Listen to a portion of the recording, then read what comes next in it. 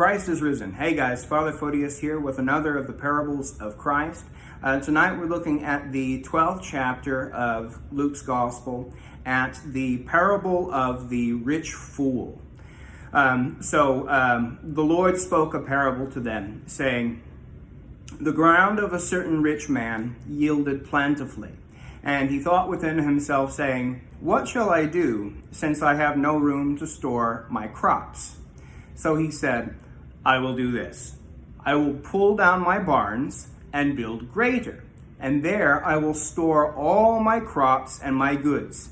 And I will say to my soul, Soul, you have many goods laid up and many years. Take your ease, eat, drink, and be merry. But God said to him, Fool, this night your soul will be required of you. Then whose will those things be which you have provided? So he who lays up treasure for himself, so is he who lays up treasure for himself and is not rich toward God." So, the very obvious meaning of this parable is directed against hoarding for ourselves and not being charitable. I've said this in videos before, and it's worth repeating, that the whole reason God gives riches to anyone for any reason is so that those people can show mercy with those goods. The goods are not to be hoarded and kept just for themselves. They are to be shared to give help to people. The three criteria for wealth in the scriptures were: if you have a roof over your head, if you have a steady source of income, and you know where your next meal is coming from, those three things combine to make you wealthy. So, if we find ourselves having these things, all those three things that constitute wealth from the biblical perspective, we need to be generous with them. We need to be considering the people in our lives, in our church communities, in our families, in our neighborhoods and our communities at large. Okay, who needs help?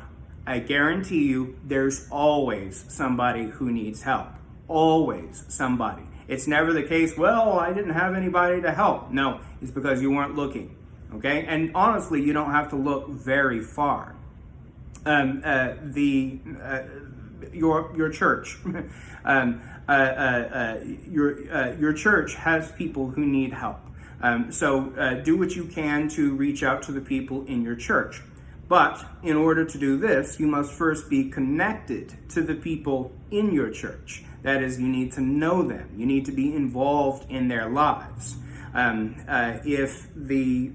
If church is simply something that you do once a week, or now in our current situation with many of us, something that you watch on TV or on your phone, then that becomes problematic. You have to be involved in the lives of your brothers and sisters in Christ. This was one of the things that the earliest pagan onlookers noticed about the Christians, about the early church, was how they loved one another, how they stepped in to supply any need for anyone, and how indeed they didn't limit this only to their community, but that the Christians were going out and doing works of mercy.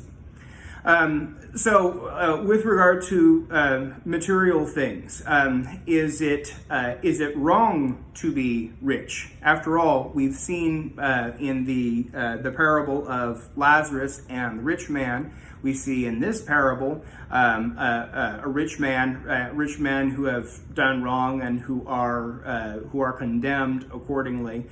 Is it a sin to be rich? It's not a sin to be rich if.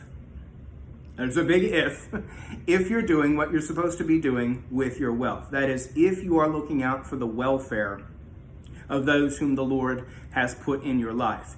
It is a sin if you are hoarding it. If you're holding on to it and you're not showing mercy with it. Mercy needs to be shown. And mercy needs to be shown not too far away from you. You don't have to look very far. So, that's all we have for tonight. God bless you guys, and we will see you tomorrow. Bye-bye.